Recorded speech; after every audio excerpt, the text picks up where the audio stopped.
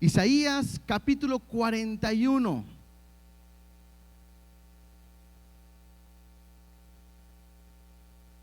La semana pasada empezamos esta nueva parte del libro de Isaías. ¿Se acuerdan que comentamos que Isaías se divide en dos partes? En la primera, los primeros 39 capítulos enfocados en un juicio, en un trato duro de Dios con el pueblo y con otras naciones. Y cada semana era pues profecía, condenación, llamada de atención, aunque siempre había una señal, una luz de esperanza. Bueno, ahora estamos ya entrando en esta segunda parte, que incluso lo comentábamos, que pareciera como si fuera el Nuevo Testamento, como que si cambiara al Nuevo Testamento y todo completamente es diferente.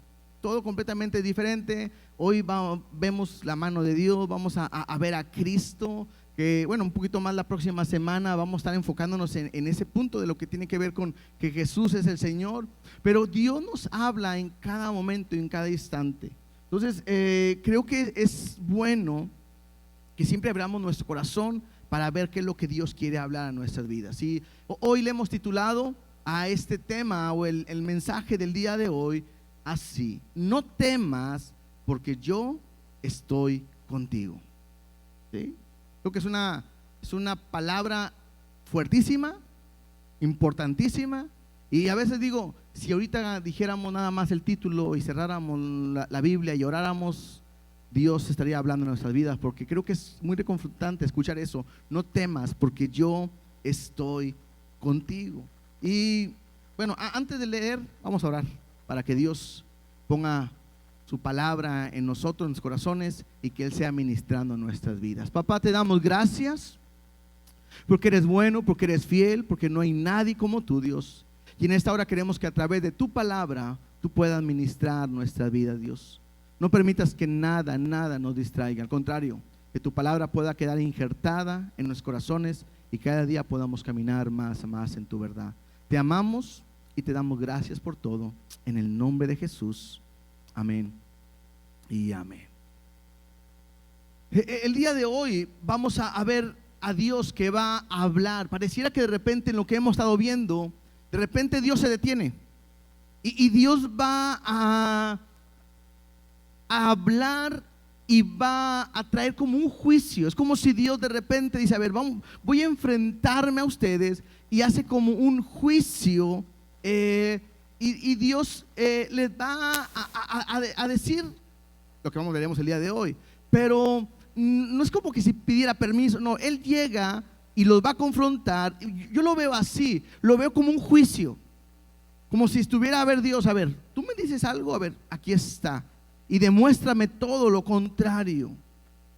En el contexto que estamos, para que no nos perdamos de aquí, hay una profecía sobre una amenaza de invasión de Babilonia a su pueblo. ¿Se acuerdan que Ezequías estaba a punto de morir? Le pide ayuda a Dios. Dios le da 15 años, más, y lo que él hace es que llega gente de Babilonia y a todos ellos lo recibe, le muestra sus tesoros, y Isaías le dice: ¿por qué hiciste esto? Por cuanto has hecho esto, vendrán desde Babilonia, muy lejos, y van a conquistarte, van a quitarte todo, van a tomar todo de ti, a tus hijos van a ser eunucos. Y empieza a decir todo lo que va a suceder. Y Isaías dice: bueno, pues mientras no me pase a mí o haya paz en mi tiempo, pues no hay problema. Y entonces eso es lo que está sucediendo. Entonces hay una profecía de una invasión. Están viviendo un tiempos difíciles, y lo que Dios quiere mostrarle, no solamente a su pueblo, sino a los demás también, es que Dios tiene el control de todo. Y creo que eso es un punto importante para que podamos entender el control que Dios tiene, y que por lo mismo solamente en Él nos podemos refugiar, porque no hay nadie más en el cual podamos estar seguros. Isaías 41, vamos a empezar a leer y ver lo que Dios quiere para nosotros el día de hoy. Dice así: escuchadme, costas, y esfuércense los pueblos, acérquense y entonces hablen, estemos juntamente a juicio. Entonces, lo que hace Dios es un llamado. Y primero dice, ¿a qué? Pues a escucharme. Dios hace un llamado, a ver, quiero que me escuchen. ¿Quiénes? Las costas. Aquí la palabra costa, bueno, sí hace referencia a algo que está a la orilla del mar, puede ser a una isla, pero era una palabra que se usaba en aquel tiempo también para hacer referencia a algo que estaba muy lejos, o una tierra, a tierras lejanas, que están en las costas, en las esquinas, en las orillas, lejos. Entonces Dios está haciendo un llamado interesante. No le hace un llamado a su pueblo, porque su pueblo está cerca y las costas son tierras lejanas. Entonces Dios les hace un llamado a estas naciones que están lejanas, que están lejos de Él, y les dice: esfuércense.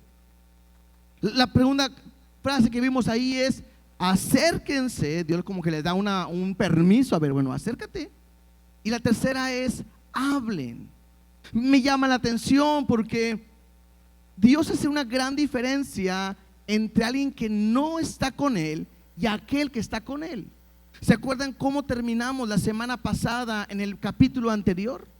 Si gusta, nada más leamos los últimos 3 versículos del capítulo anterior, ahí donde estamos. Y mira lo que Dios le dijo a su pueblo.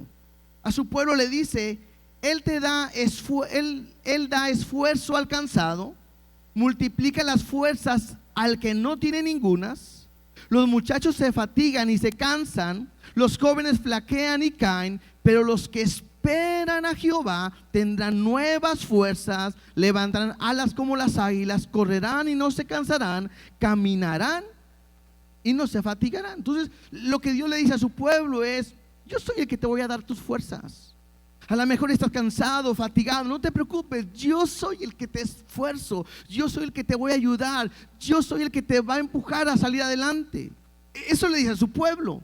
Pero lo que estamos leyendo en este capítulo 41 es diferente. Dios le dice a los que están lejos: pues ustedes échenle ganas, ustedes esfuércense.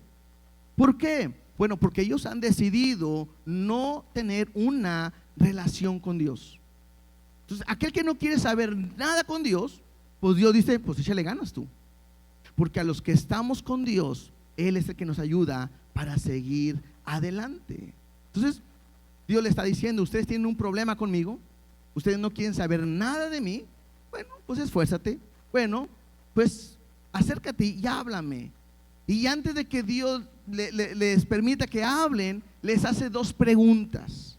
Versículo 2 dice así: ¿quién despertó del oriente al justo, lo llamó para que lo siguiese, y entregó delante de él naciones, y le hizo enseñorear de reyes? Los entregó a su espada como polvo, como hojarasca que su arco arrebata.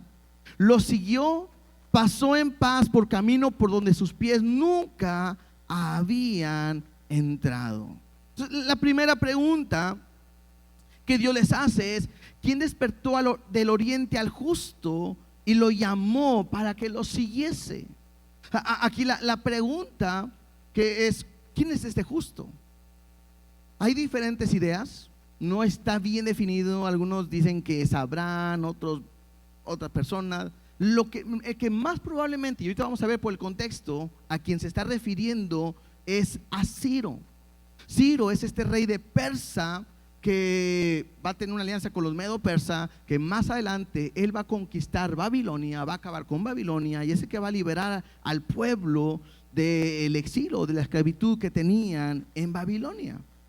Este mismo versículo 2, en otra versión, dice así: ¿quién ha incitado a ese rey del oriente, llamándolo en justicia para el servicio de Dios? Entonces Dios hace una referencia, dice: ¿quién es el que ha llamado a ese rey del oriente? Y lo dice: llamándolo en justicia para el servicio de Dios. Si yo siguiera leyendo ese mismo versículo en esta versión, que es la Nueva Traducción Viviente, dice: ¿quién le da victoria a ese hombre sobre muchas naciones y permite que pisotee a los reyes. Con su espada reduce a polvo a los ejércitos y con su arco los esparce como la paja ante el viento. ¿Sí? Entonces, lo que pareciera que está hablando es de Ciro. ¿Por qué de Ciro? Y ahorita vamos a ir viendo un poquito más. Porque muchas veces en el libro de Isaías se presenta a Ciro como siervo de Dios.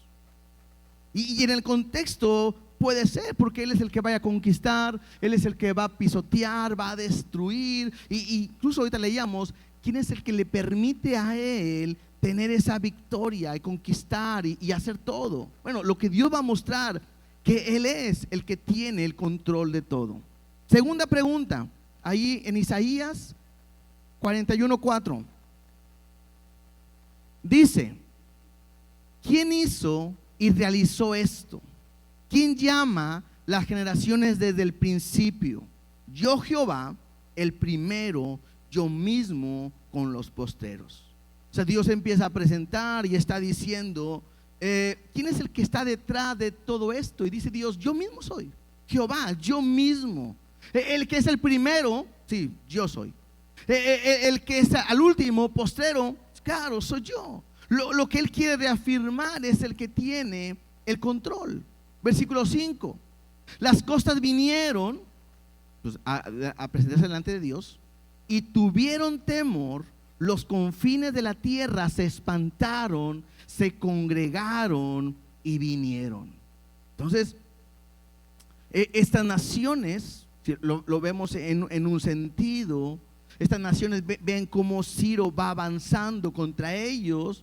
Y bueno, tuvieron temor y todo, pero en sí, ante lo que Dios les está hablando, estas naciones no pueden hacer nada, tienen miedo, se espantan por lo que va a suceder y ellos actúan y hacen algo. Mira lo que dice el versículo 6: cada cual ayudó a su vecino y a su hermano dijo: esfuérzate. O sea, pareciera que estas naciones, pues ante no poder con lo que Dios va a hacer, ante no poder con la amenaza que hay, voltea con su vecino y dicen: ¿cómo le vas a hacer? Pues échale ganas, ¿no? O sea, ¿qué podemos hacer? No sé. Dios se está levantando, está trayendo a esta persona, échale ganas, no pueden hacer nada. Y versículo 7 dice: el carpintero animó al platero y el que alisaba con martillo al que batía en el yunque, diciendo: bueno está la soldadura, y lo afirmó con clavos para que no se moviese. ¿Qué me está hablando?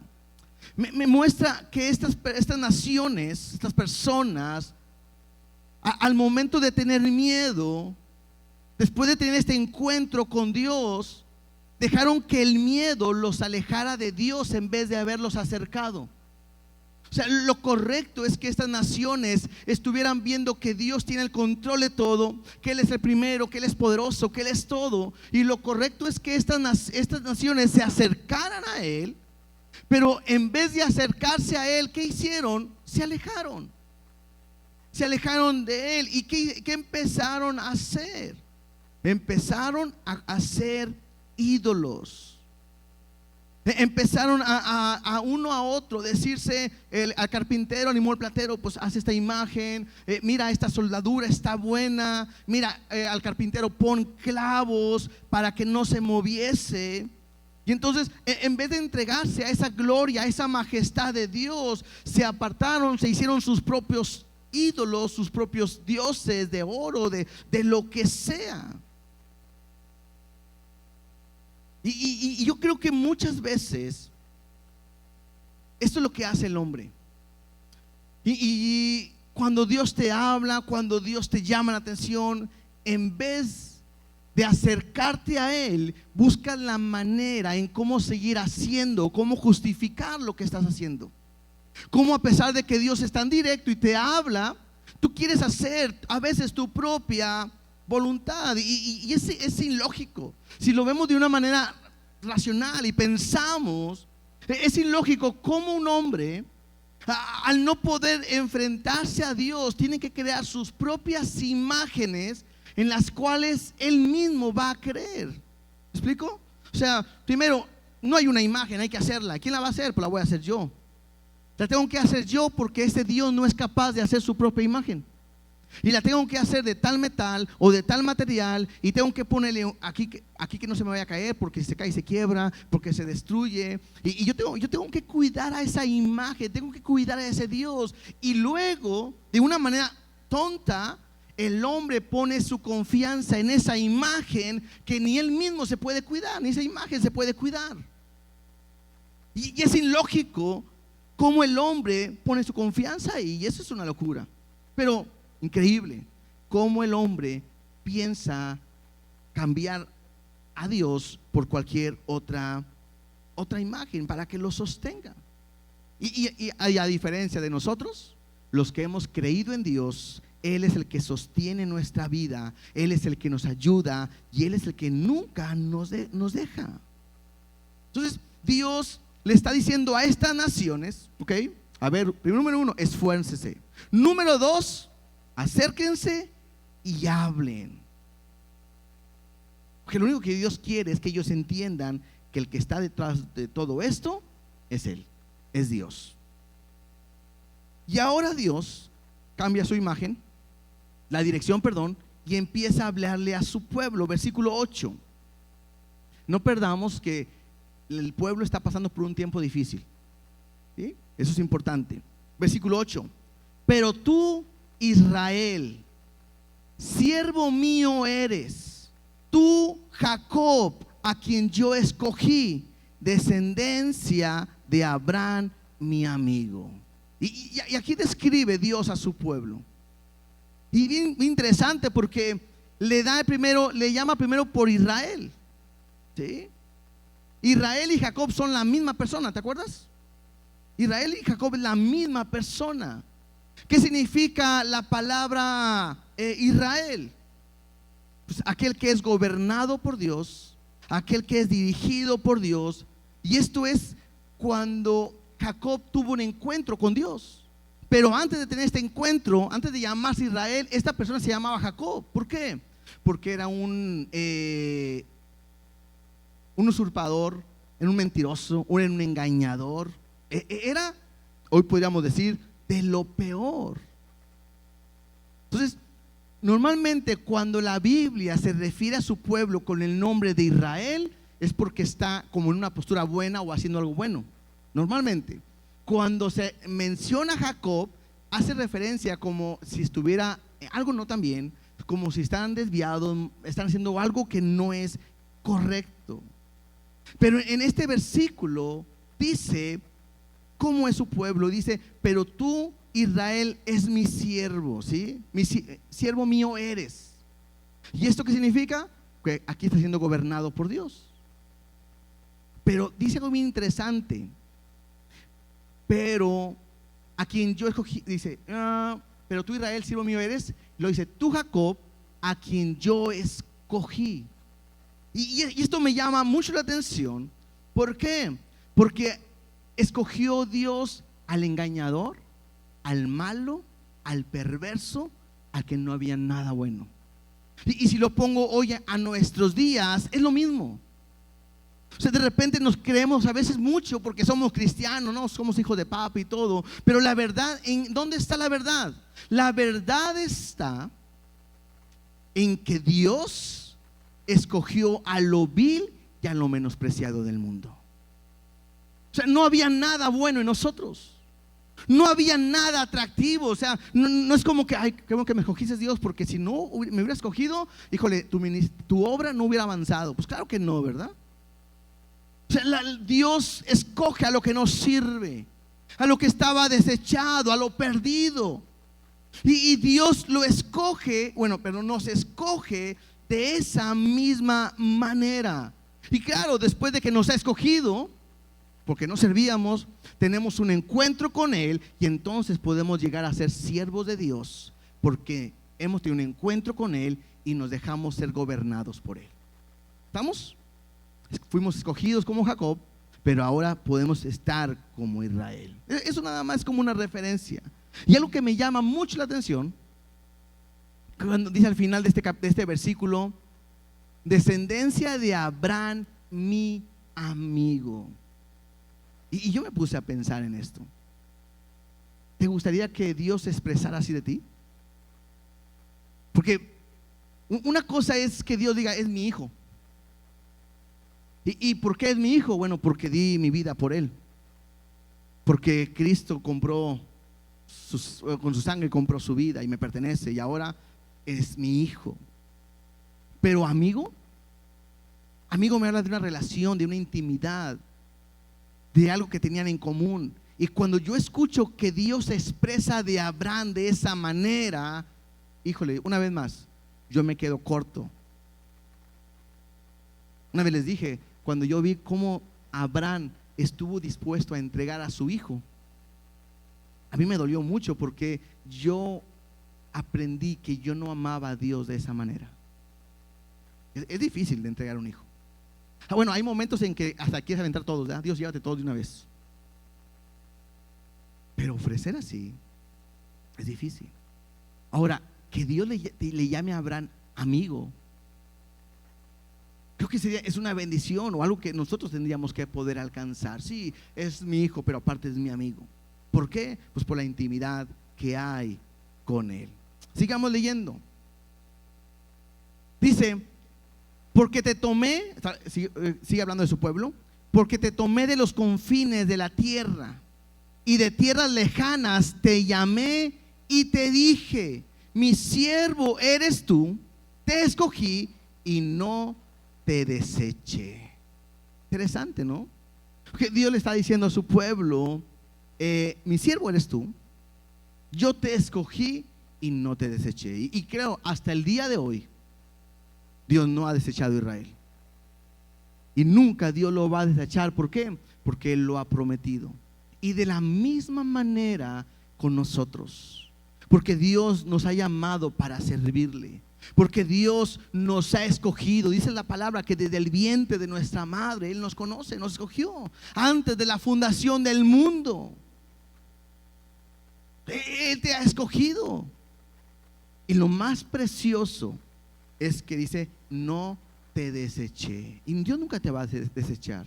Si tú has entregado tu vida a Cristo, tú has creído en Él, has puesto tu confianza en Dios, claro, Él cumplirá su palabra y nunca te va a desechar. Al contrario, como dice, y estaré contigo todos los días hasta el fin del mundo. Siempre, siempre Dios estará con nosotros.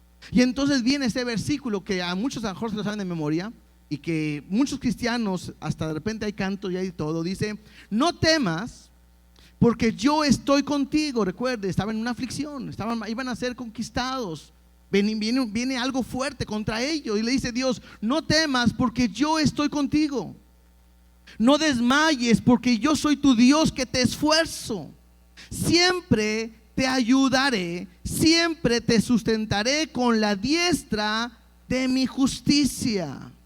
Entonces, Dios le está hablando a este pueblo en este tiempo tan difícil. Y vuelvo a decir, qué importante es escuchar en un momento así que Dios te diga, no temas, porque yo estoy contigo. ¿Te digo algo? Muchas veces, aún el miedo, la preocupación y la ansiedad pueden convertirse en pecado. ¿Por qué? Porque todo esto, el miedo, la preocupación y la ansiedad, me lleva o me muestra que no estoy confiando ni dependiendo de Dios. Y muchas veces así somos. Yo no sé cómo estés viviendo hoy, qué estás enfrentando el día de hoy. Entonces, veníamos a la reunión y le decía yo a mi esposa, qué bueno es poder estar agradecido con Dios con lo que nos ha dado. Qué bueno es poder estar en familia. Y creo que lo mejor que uno pudiera pedir realmente es salud. Porque puedes tenerlo todo y enfermo, es bien difícil. Pero puedes estar bien y a lo mejor con poco y sales adelante. Entonces, el hecho de repente tener un problema, una enfermedad o algo, te lleva a no tener una confianza y una dependencia en Él. Entonces Dios te dice claramente, no temas. Eso es bueno, pero el secreto importante ahí es porque yo estoy contigo. Y un día escuché un ejemplo de cómo poder entender la diferencia cuando uno está solo a cuando cuando Dios está contigo. Y escuché la historia de un niño. A veces los niños le tienen miedo a la oscuridad, no en la noche. Entonces de repente un niño está en un cuarto, en un lugar, y en la sala, donde quieras, y quiere ir al baño, y le dices, ve al baño, ándale. No, es que está oscuro. Y el niño no avanza por el miedo, porque está el pasillo y tiene miedo y dices, algo va a pasar. O sea, el niño tiene miedo y que algo le va a suceder ahí, lo va a asustar, y no es capaz de ir al baño. Pero cuando tú le dices, ve, no, tengo miedo, ve conmigo, ándale, ve conmigo. En el momento en que el niño agarra la mano de su papá o de su mamá, ¿qué sucede? Ese miedo se va y puede entrar confiadamente, ir confiadamente hasta donde está el baño, ¿no es cierto? ¿Por qué?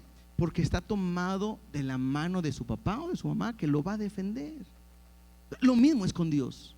En nuestro caminar, el avanzar te puede dar miedo, puedes tener dudas, preocupación, pero la única manera de seguir adelante es cuando te tomas de la mano de Dios, o cuando dejas que Dios tome tu mano y Él te sostenga y puedes caminar hacia adelante.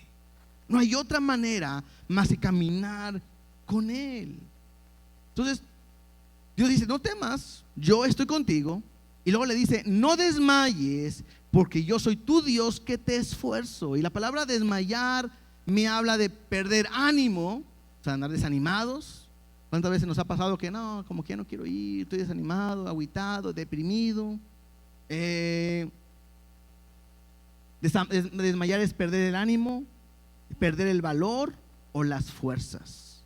Y entonces Dios dice, tranquilo, tú no te desmayes, no te desanimes. Yo soy el que te voy a dar las fuerzas. Yo soy el que voy a hacer todo en ti.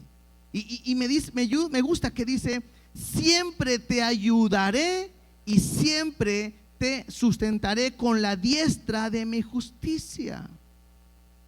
Uno ha aprendido que esos absolutos de nunca y siempre no deberíamos de usarlos. Cuando uno está discutiendo con alguien, ya sea con tu esposa, tu esposo, tus hijos, con quien quiera, uno siempre dice, es que siempre lo haces, ¿verdad? Y el otro se enoja, no me digas siempre. ¿O no?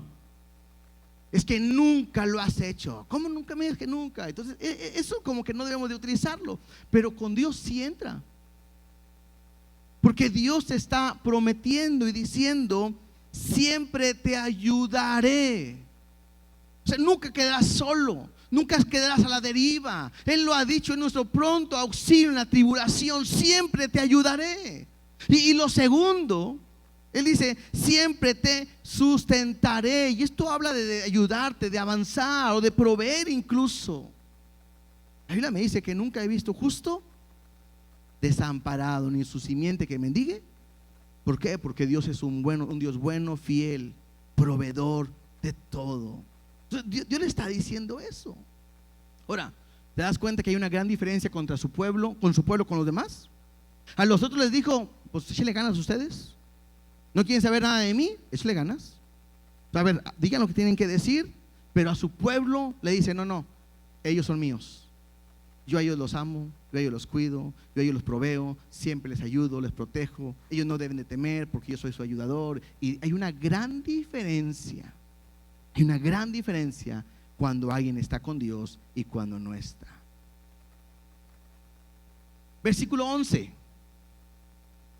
Dice así, he aquí que todos los que se enojan contra ti, sigue hablando de su pueblo, serán avergonzados y confundidos. Serán como nada y perecerán los que contienden contigo.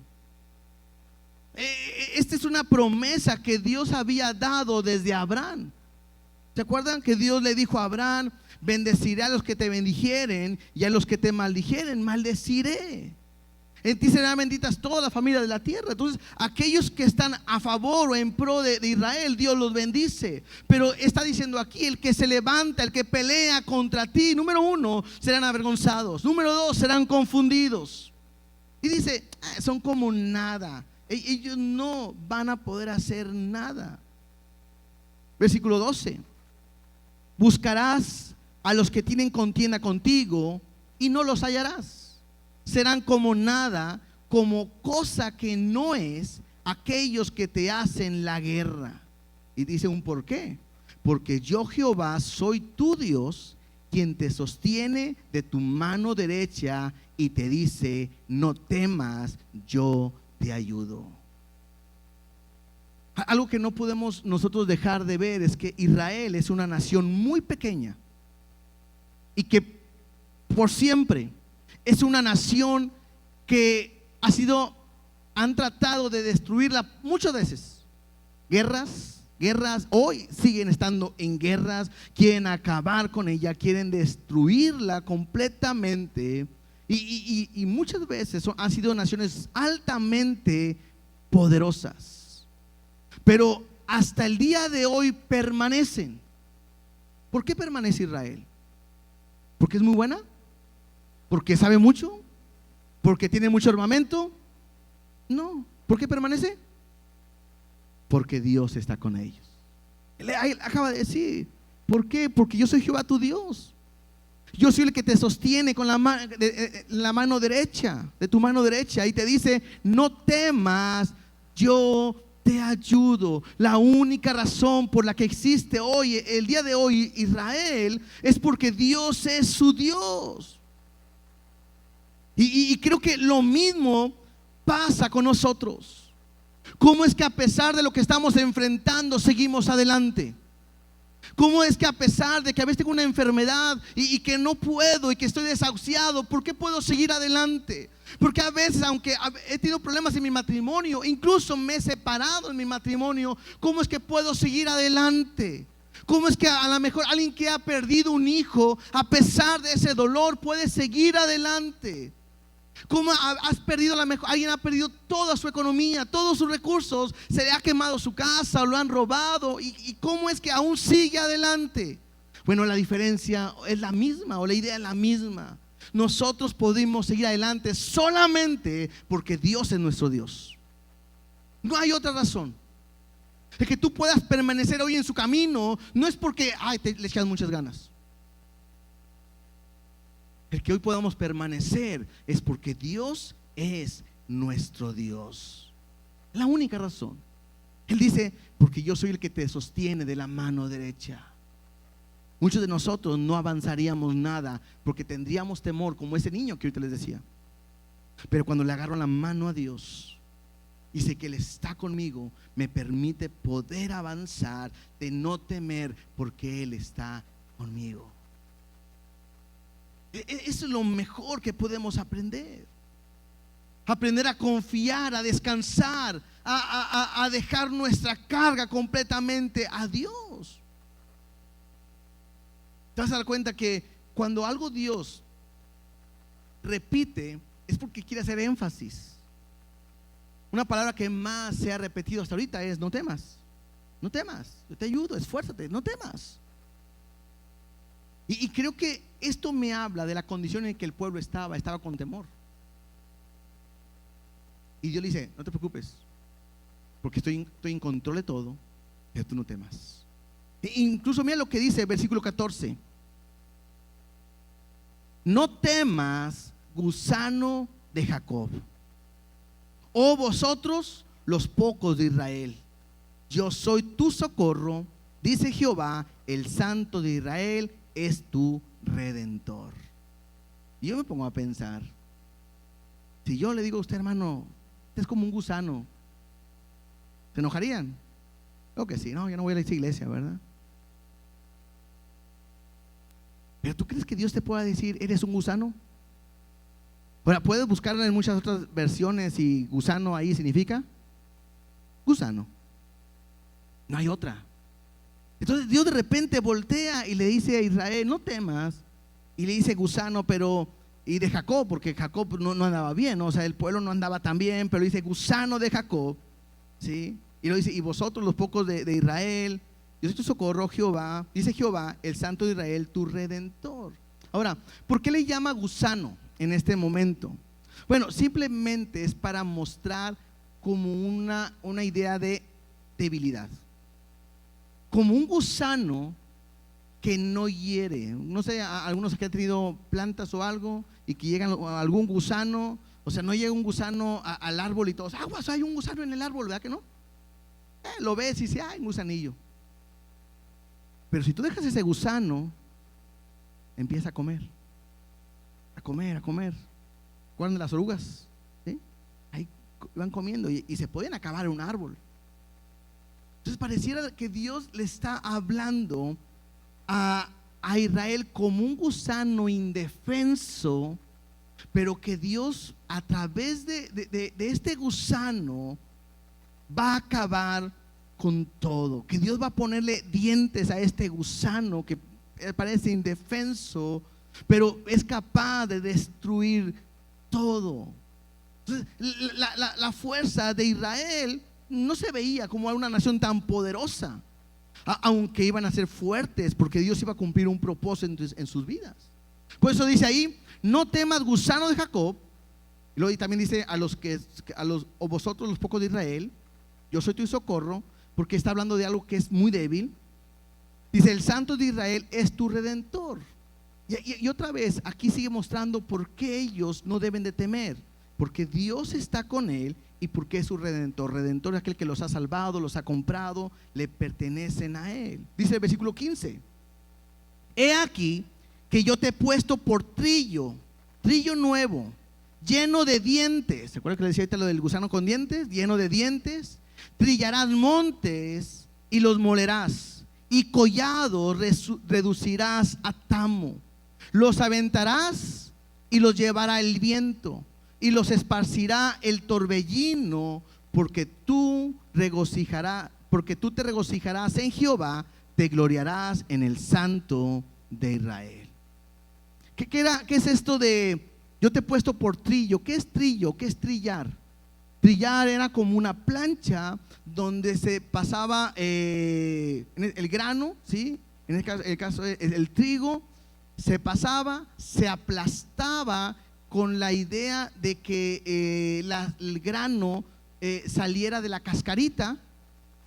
Y entonces la idea no era dañar el grano, simplemente que la cascarita saliera.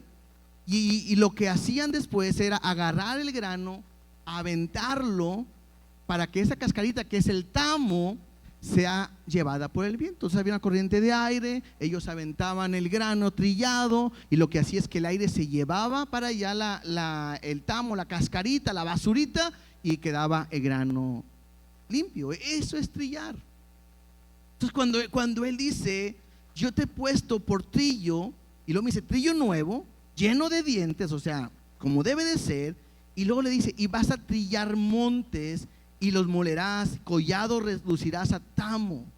O sea, está hablando de que este gusano que Dios va a usar parece indefenso, pero por cuanto Dios está con él, es capaz de poder destruir todo.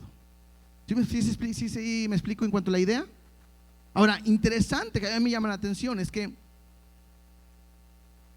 este gusano no va a dejar de ser gusano, pero va a hacer cosas que un gusano no puede hacer.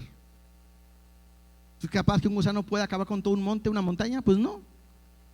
Entonces, esto lo aplico a mi vida. ¿Por qué? Porque Dios siempre va a hacer con nosotros lo que nosotros somos capaces de no hacer.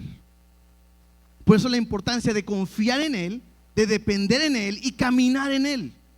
O sea, llega un momento, vuelvo a decir, donde en mi enfermedad no hay nada que hacer. Llega un momento donde aún el doctor no sabe qué hacer. Pero en medio de esa enfermedad, Dios puede hacer que las cosas sucedan. Puede haber un momento donde te quedes sin dinero, sin economía y sin nada. ¿Qué hay que hacer? No hay nada. No hay quien nos ayude. Pero Dios puede hacer que en un momento las cosas puedan cambiar. Ese es el Dios que nosotros creemos. Es el Dios que nosotros confiamos. Y lo que hace Dios a su pueblo es mostrándose quién es Él, para que puedan entender que Él los va a ayudar y que confíen completamente en Él y no teman. Tenemos un Dios bueno que es así. Versículo 17. Los afligidos y menesterosos buscan las aguas y no las hay. Seca está de sed su lengua. Yo Jehová los oiré. Yo, el Dios de Israel, no los desampararé. Está un pueblo en aflicción, un pueblo que me dice que tiene sed, no hay aguas, están en el desierto, y que el pueblo, dice ahí, está afligido y menesteroso, está angustiado y tiene una necesidad. Interesante es que Dios lo sabe. Dios sabe cuál es su condición y cómo se encuentran, y por eso dice ahí Dios: yo Jehová los oiré, yo el Dios de Israel no los desampararé. Y otra vez vuelvo a decirte, hermano, yo no sé por qué Dios hoy toca ese tema. Yo no sé qué estás pasando o qué vas a pasar, qué vamos a pasar, pero Dios hoy nos hace referencia, un énfasis a que entendamos que en medio de la prueba Él nos escucha, Él nos ve y Él nos ayuda. Y Él está con nosotros. Él va a proveer tu necesidad. Él lo va a hacer. Son promesas de amor, son promesas de fidelidad a nuestra vida. Pero interesante, Dios no dice que no tendrás aflicciones. O sea, Dios no le está diciendo: bueno, por cuanto están conmigo y por cuanto yo los sostengo en la mano derecha, y por cuanto no temas o no temes en mí, nunca tendrás necesidad, siempre tendrás agua. Dios no está diciendo eso, sino que Dios le dice al menesteroso, al afligido, al que tiene sed. Están en un desierto donde buscan agua y no hay. Dice: yo voy a proveer. Entonces Dios sabe que vamos a tener aflicciones, pero tienes que aprender a confiar en Él. Verso 18. Mira lo que va a hacer Dios: en las alturas abriré ríos y fuentes en medio de los valles. Abriré en el desierto estanques de agua y manantiales de agua en tierra seca. Daré en el desierto cedros, acacias, arrayanes y olivos. Pondré en la soledad ciprés, pinos, bojes juntamente. Entonces me muestra este pasaje o estos dos versículos que Dios es capaz de cambiarlo todo en un instante. Me habla de un desierto donde no hay agua y que Él dice: ok, yo voy a hacer que pueda caer agua en las alturas, abriré ríos, fuentes en medio de los valles. No me dice que cambiará el lugar, porque me dice: abriré en el desierto estanques de agua, daré en el desierto cedros. Entonces, algo interesante es que Dios no está cambiando las circunstancias, pero sí está proveyendo lo que necesitamos. Y eso es importante, porque muchas veces oramos para que Dios haga su obra y queremos que las cosas cambien. Estoy enfermo, tengo una necesidad, Dios sáname, Dios sáname. A lo mejor Dios no te está sanando y es en lo que estás enfocado, pero no te estás dando cuenta de que Dios, a pesar de que no te ha sanado, Él tiene el control y Él te sigue proveyendo. ¿Para qué? Para el doctor, para la medicina, para lo que tienes que hacer, para que a pesar de que estás enfermo puedas seguir adelante, puedas comer, tu familia esté bien, puedas ir a trabajar, vas a la iglesia, le puedes servir. Y entonces tú estás enfocado nada más en una cosa, pero no estás viendo todo lo que Dios está haciendo en ti. A veces nos enfocamos nada más en lo que yo quiero y no en lo que Él quiere. Entonces Dios no dijo: y te quitaré del desierto y te llevaré al bosque. No, Él dice: ahí en el desierto voy a mostrar mi mano, mi poder, y voy a hacer que tu necesidad sea suplida.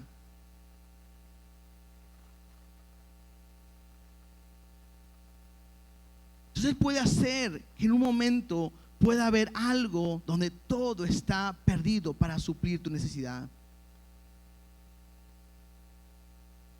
Dios quiere verte de esa manera. Es más, ¿no les ha pasado a ustedes que tienen una necesidad económica y pues ustedes siguen ganando lo mismo? No ha habido un cambio, no hay un aumento, siguen ganando lo mismo, y le dices: Dios, ayúdanos, y de repente pagas tu deuda, pagas lo que necesitas en tu casa, tienes para la comida, para la gasolina, para la luz, y te sobra, y haces cuentas y dices: no checa, ¿de dónde? Ese es Dios, que no necesita que te aumenten el sueldo, porque tú no dependes ni de un sueldo ni de un trabajo, tú dependes completamente de Dios. Y eso es lo más importante. Yo siempre lo he dicho. Si algo que yo pudiera dar el testimonio más grande de que empezamos con la iglesia, es que como uno como pastor se da cuenta de lo que entra en los recursos. Y estoy hablando desde que empezamos. Y lo que nosotros recibíamos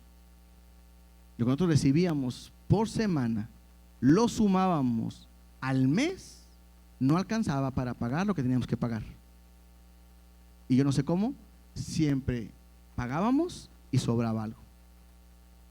Eso es Dios. No cambia las circunstancias, pero provee la necesidad. Por eso dice Dios: confía en mí, yo soy el que te ayudo, yo soy el que está de tu lado. Ahora, ¿por qué Dios hace todo esto? Versículo 20. Para que vean, aquí pueden subrayar la palabra vean, para que vean, también pueden subrayar conozcan, dice para que vean y conozcan, y adviertan, también subrayan adviertan, los que les gusta subrayar, y entiendan todos, también subrayamos entiendan todos. ¿Qué van a entender? Que la mano de Jehová hace esto y que el Santo de Israel lo creó. O sea, todo lo que Dios hace, yo creo que te des cuenta de algo.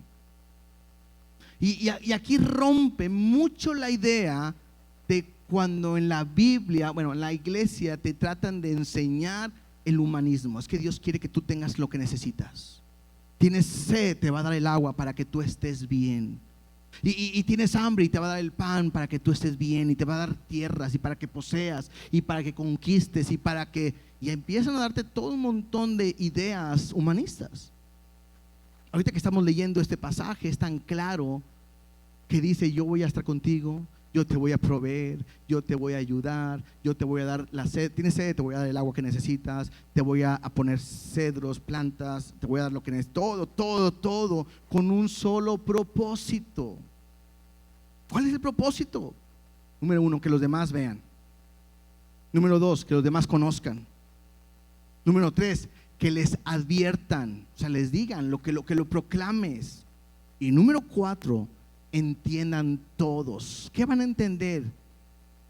Que la mano de Jehová hace esto, que el Santo de Israel lo creó. Todo lo que Dios hace, la gloria siempre es para Él. No está enfocado en el hombre. O sea, no dice para que vean, crean y entiendan cómo te amo y cómo tú eres especial para mí. ¿Así dice la Biblia? No. O sea, de la Biblia, del pueblo le dijo: es un gusano. Sí, ahí empezó que bajó la doctrina de Paquita, la del barrio, ¿verdad?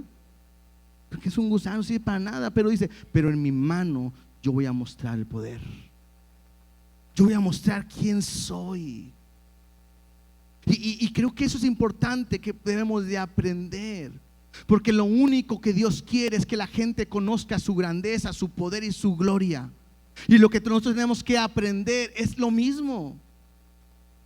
¿Por qué crees que Dios provee tu casa?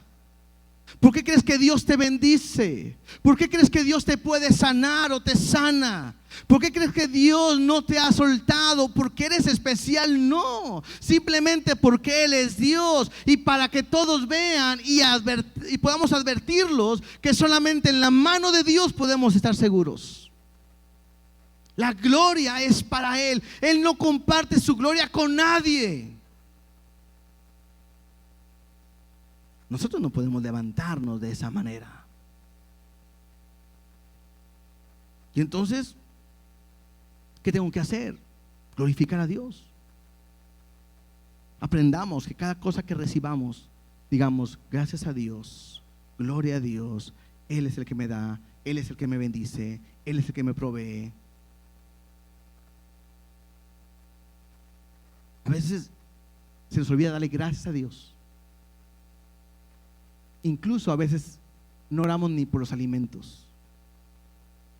De repente, no oré. Y uno decía, no sé que nunca oras. Porque aquel que ha orado toda su vida, comen todos los días, ¿verdad? Mínimo 3 veces. Aquel que ora mínimo 3 veces por los alimentos, desde hace años no se le pasa. Y hay veces que aún sigues comiendo.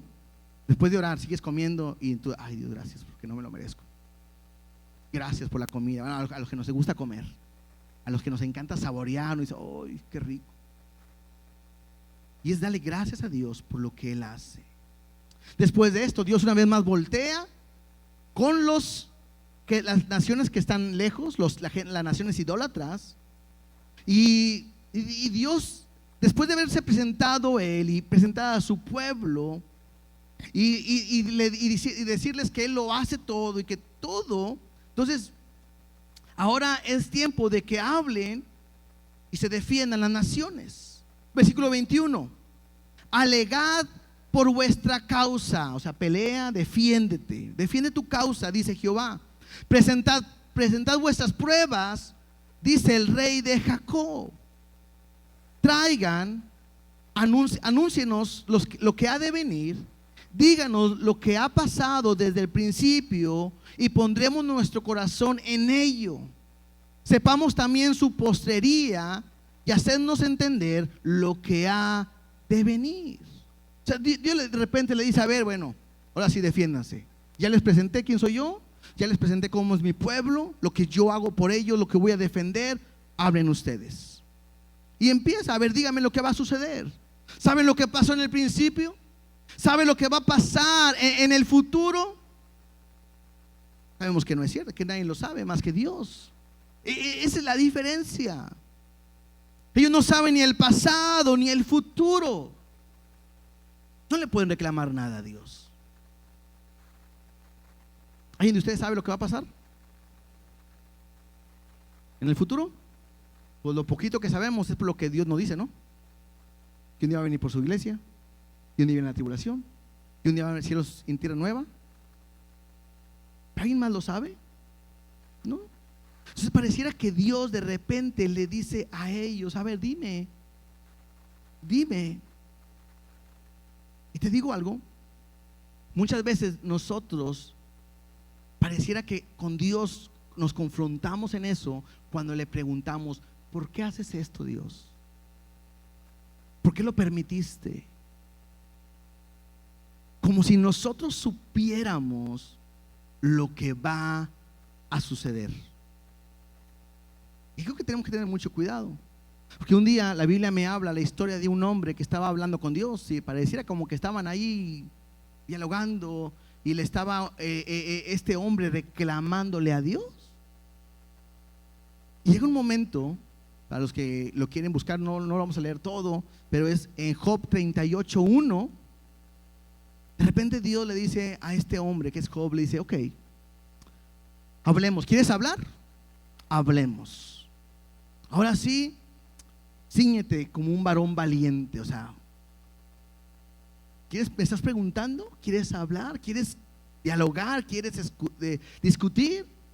Y le dice, yo te voy a preguntar ahora y tú me vas a contestar a mí.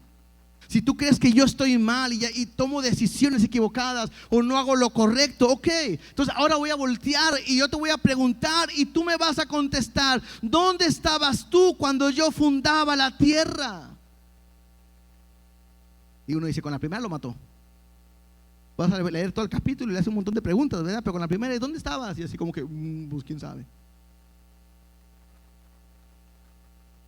Entonces, yo tengo que entender con base a este pasaje, yo tengo que aprender a que yo no soy nadie para preguntarle a Dios por qué hace las cosas. Si tú ya sabes lo que va a suceder, a lo mejor le puedes decir. Pero si no sabes lo que va a suceder, tienes que aprender a confiar y a esperar en Él, porque sus pensamientos son de bien y nunca de mal. Porque la Biblia me dice que a los que aman a Dios, todas las cosas les van a ayudar a bien. ¿Por qué pasa eso en tu vida? Porque Dios tiene un plan y un propósito para ti.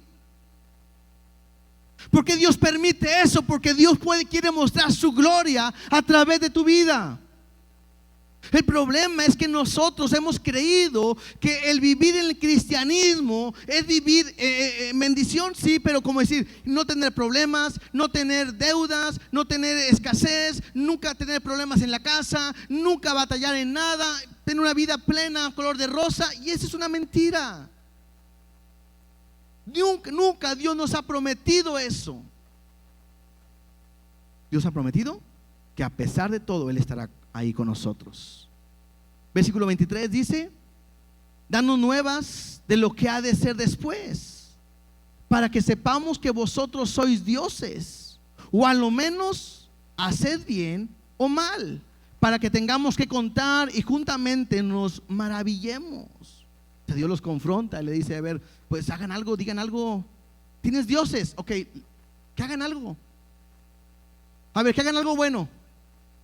No saben hacer bueno, que hagan algo malo de perdido. No saben hacer tampoco malo. Hagan algo te pido contar lo que hacen. Porque el hombre está confiando en esos dioses que no son nada. He aquí que vosotros sois nada y vuestras obras vanidad. Abominación es el que os escogió. O sea, Dios le está diciendo: no hay ningún Dios con ustedes, no son nada. Vuestras obras, sus dioses, es vanidad. Recuerden que vanidad es algo que está como una neblina, que en un momento está y luego desaparece. Pablo me dice que los dioses no son nada. Así rápidamente, 1 Corintios 8, 4 al 6. 1 Corintios capítulo 8, del 4 a 6. Está haciendo referencia a Pablo acerca de lo que eran las ofrendas, lo ofrendido a los ídolos que se practicaban en aquel tiempo.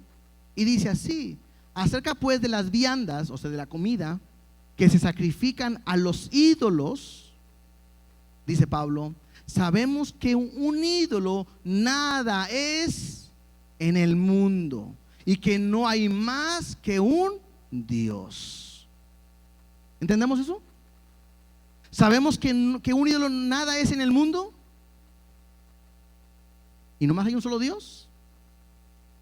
Y luego dice: pues aunque hay algunos que se llaman dioses, sean en el cielo o en la tierra, como hay muchos dioses y muchos señores, para nosotros, sin embargo, solo hay un Dios, el Padre, y el cual proceden todas las cosas, y nosotros somos para Él un Señor, Jesucristo, por medio del cual son todas las cosas, y nosotros por medio de Él.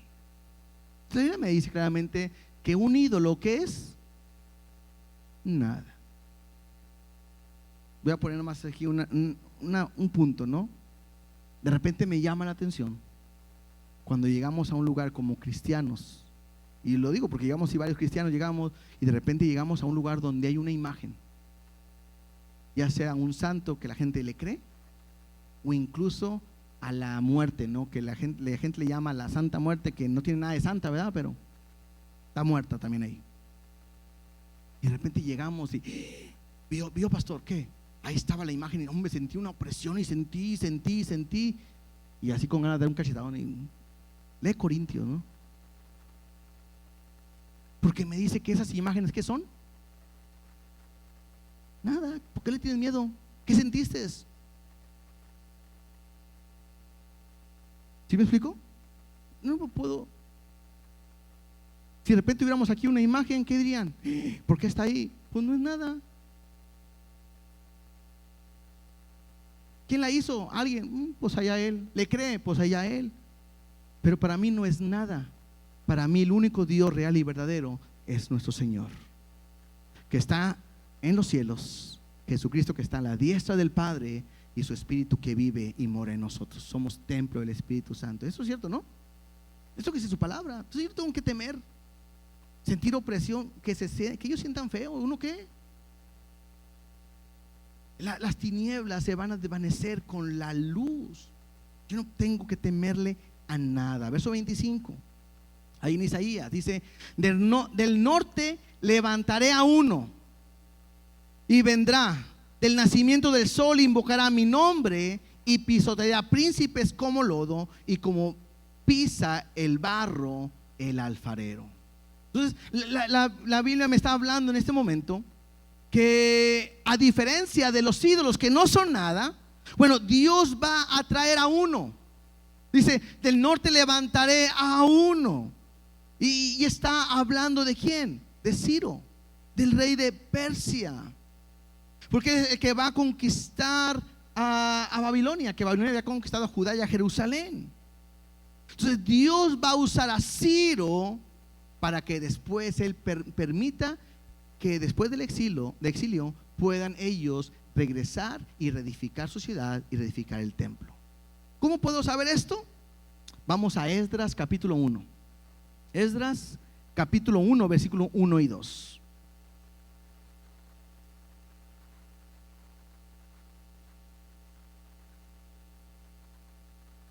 Esdras 1, 1 y 2 dice: en el primer año de Ciro, rey de Persia, para que se cumpliese la palabra de Jehová por boca de Jeremías, despertó Jehová el espíritu de Ciro, rey de Persia, el cual hizo pregonar de palabra y también por escrito por todo su reino, diciendo.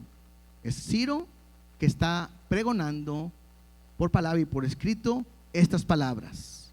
Así ha dicho Ciro, rey de Persia: Jehová, el Dios de los cielos, me ha dado todos los reinos de la tierra, y me ha mandado que le edifique casa en Jerusalén, que está en Judá.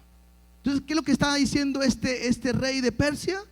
Está reconociendo, está invocando el nombre de Dios y reconociendo que Dios es el que lo ha dado todo. Si regresamos a Isaías, donde estábamos ahorita, verso 25, Isaías 41, 25 dice: del norte levantaré a uno. Estamos hablando que lo despertó a Ciro, ¿no?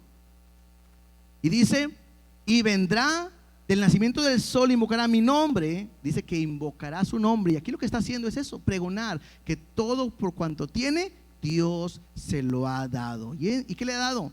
Pisotear príncipes como lodo, y como pisa el barro del alfarero. Entonces está confirmándose ahí que está hablando de Ciro. Versículo 26: ¿quién lo anunció desde el principio, para que sepamos, o de tiempo atrás, y diremos: es justo, cierto? No hay quien anuncie, sí. No hay quien enseñe, ciertamente no hay quien oiga vuestras palabras. Dios está pronunciando que va a mandar a alguien de Persia que va a destruir a los de Babilonia. Todavía Babilonia no toma a su pueblo. Entonces todavía no ha pasado nada, y Dios ya lo ha dicho. Y entonces, al preguntarles a ellos, le dicen: ustedes no dicen nada. No hay quien enseñe, no hay quien hable, no hay quien diga palabras. Verso 27: yo soy el primero que he enseñado estas cosas a Sión, y a Jerusalén daré un mensajero de alegres nuevas. Y este mensajero de alegres nuevas puede ser Ciro, que da las buenas nuevas de que él va a reedificar la casa de Jehová, y que va a dejar a su pueblo que vaya a hacerlo, ¿sí? Y dice verso 28, miré y no había ninguno. Pregunté de esas cosas y ningún consejo hubo. Les pregunté y no respondieron palabra. He aquí, todos son vanidad y las obras de ellos nada. Viento y vanidad son sus imágenes fundidas. Entonces, de repente Dios termina con su veredicto y dice, pues yo les pregunté, les dije que hablaran, dijeran y no pudieron ni decir nada, ni defenderse. Y entonces todo lo que ustedes hacen no es nada, es vanidad. Ustedes, sus obras, todo. Y al no haber una respuesta, pareciera que Dios termina la audiencia y nos muestra que solamente Él es Dios. En medio de la aflicción, ¿a quién debemos de acudir? A Dios. ¿A quién debemos de esperar? En Él. Es cierto, por ahí dicen, el tener miedo no es pecado. Yo sé que no es pecado, pero el temer te puede llevar a pecar. ¿Por qué?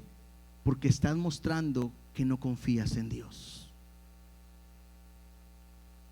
Cuando tú te abrazas de Dios, cuando permites que Dios tome el control en tu vida, Él empieza a darte fuerzas. Él empieza a ayudarte, aunque te veas como un gusano indefenso. Él puede hacer que ese gusano indefenso en un instante lo pueda cambiar todo y cumplir su propósito. Por eso tengo que terminar, si gustan subirse los músicos, por favor. Tengo que terminar leyendo otra vez el versículo 10. Que Dios te dice el día de hoy, no temas, porque yo estoy contigo. No desmayes, porque yo soy tu Dios que te esfuerzo.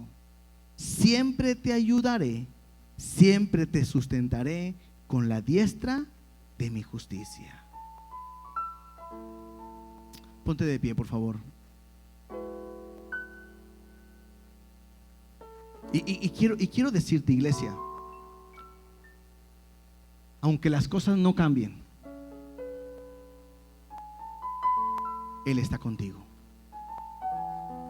A lo mejor estás viviendo en un hogar donde tu esposo no responde, no agarra la onda, no busca a Dios, a lo mejor ni trabaja y tú tienes que poner todo, porque si no, esto se cae. Y has orado por mucho tiempo que Dios te ayude, y a lo mejor te desanimas porque dices, tanto que he orado y Dios no arregla mi situación. Y quizás hoy Dios te dice, no temas, porque yo siempre he estado contigo. Yo no he cambiado tu situación, pero no te ha faltado ni sustento, ni comida, ni salud, ni provisión, ni esto, ni esto, ni esto. Entonces, ¿por qué no has cambiado, Dios? Porque yo quiero que los demás vean, y quiero que tú proclames y digas la diferencia de una mujer que está con Dios a una mujer que está sin Dios. ¿Me explico?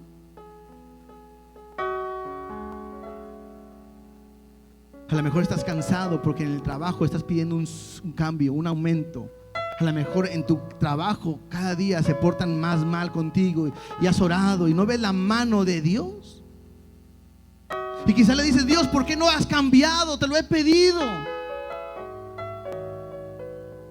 Y Dios no es alguien que da, ¿cómo se le llama cuando te... ¿Mande? No. Cuando que Dios te va a decir por qué hace las cosas. Explicaciones, gracias. Esa es la palabra, explicación. Dios no da explicaciones.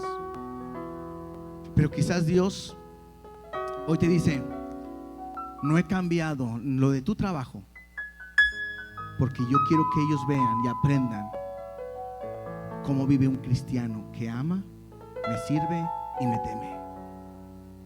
Que aunque todos se levanten contra él, sigue sirviendo, sigue ayudando, sigue perdonando, sigue obedeciendo. ¿Sí me explico?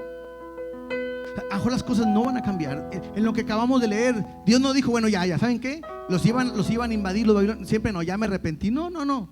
Dios dice, y los van a tomar. Y van a estar 70 años castigados. Pero no temas, porque en medio de esa prueba yo estoy contigo. Pero no te preocupes, porque un día levantaré a alguien para libertarlos, y entonces se regocijarán conmigo. Si yo te digo el día de hoy, yo no sé lo que estás pasando. A lo mejor estás angustiado, desesperado, ya no puedes más. Te digo algo, Dios ve tu necesidad. Y aunque tú no veas que las cosas cambien, Él está contigo. Tiene un propósito para ti. Tiene un propósito para los que están a tu alrededor. Pero nos dice la palabra que esto es momentáneo. Un día vendremos con Él en gloria y majestad, y entonces nos regocijaremos, y será muy diferente a lo que vivimos el día de hoy. A los que se preguntan, pero ¿por qué Dios me hace pasar por esto? Yo puedo decirte, ¿y por qué no? Porque Dios sabe que lo puedes soportar. La Biblia me dice que Dios nunca te va a dar una tentación, una prueba que no puedas soportar. Al final tenemos un Dios bueno, fiel, amoroso y misericordioso. Iglesia, aprendamos a confiar en Él. No temas. Abrázate de Él, desahógate en Él y deja que Él te ayude. Si tú metes las manos, Dios dice, hazlo como tú quieras, esfuérzate. Pero cuando no puedes más, Dios te sostiene con su mano y cumplirá su propósito en ti. Dios